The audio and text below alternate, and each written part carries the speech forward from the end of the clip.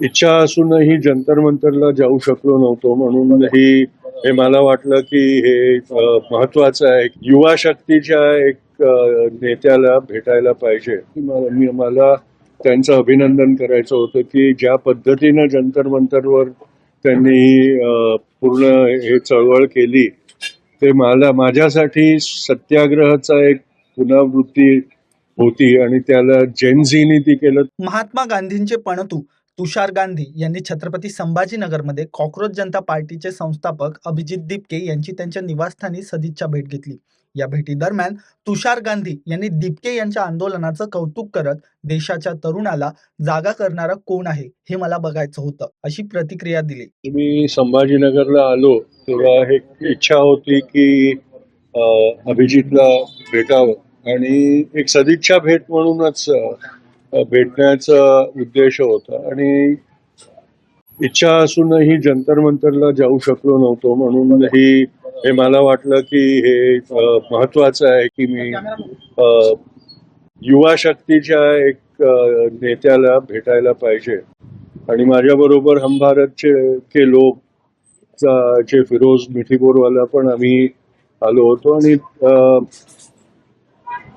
गांधी आणि जेनझी हे एक उदाहरण मला स्पेशली मी अभिजितला भेटायला उत्सुक याच्यासाठी होतो की मला त्यांचं अभिनंदन करायचं होतं की ज्या पद्धतीनं जंतर मंतरवर त्यांनी पूर्ण हे चळवळ केली, ते माझ्यासाठी सत्याग्रहाचा एक पुनरावृत्ती होती आणि त्याला जेनझीनी ती केलं. त्याच्यासाठी मी त्यांच्या नेतृत्वात त्याच्यासाठी भेटून त्यांना अभिनंदन द्यायला इच्छित होतो आणि ते भविष्यात काय करणार आहे त्याच्या बाबतीत त्यांच्याकडून जाणीव पण घ्यायची होती. ते कारण होतं आणि मी फार आभारी आहे अभिजितचा की त्यांनी मला इतक्या प्रेमाने आपल्या घरात अवकाश दिला आणि भेटलं.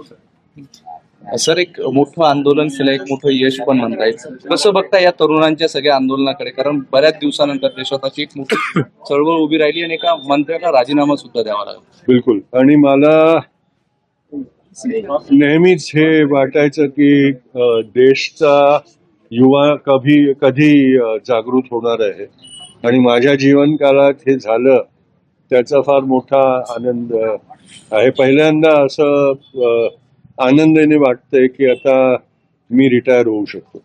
ये वो भी उनको भी समझ में आया कि ये अब ऑर्डरों से रुकने वाली बात नहीं है.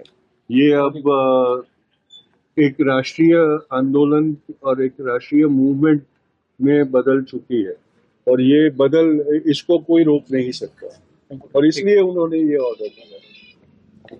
सर अभिनंदन करायला आले होते आणि सर सांगत होते की किती चांगल्या प्रकारे या देशाच्या जेनझीनी हे आंदोलन केले आणि हे आंदोलन कुठं ना कुठं चालू असताना आमच्यावर आरोप लागले होते की देशविरोधी लोक आहे, हे लोक देशात काय म्हणतात त्याला अनार्की पसरवतील, अराजकता पसरवतील आणि हे लोक देशावर प्रेम करणारे नाहीये, देशविरोधी नारे लागतात, हे लागतात. पण मला वाटते आज त्या सगळ्यांचं प्रश्नाचं उत्तर भेटलेलं आहे.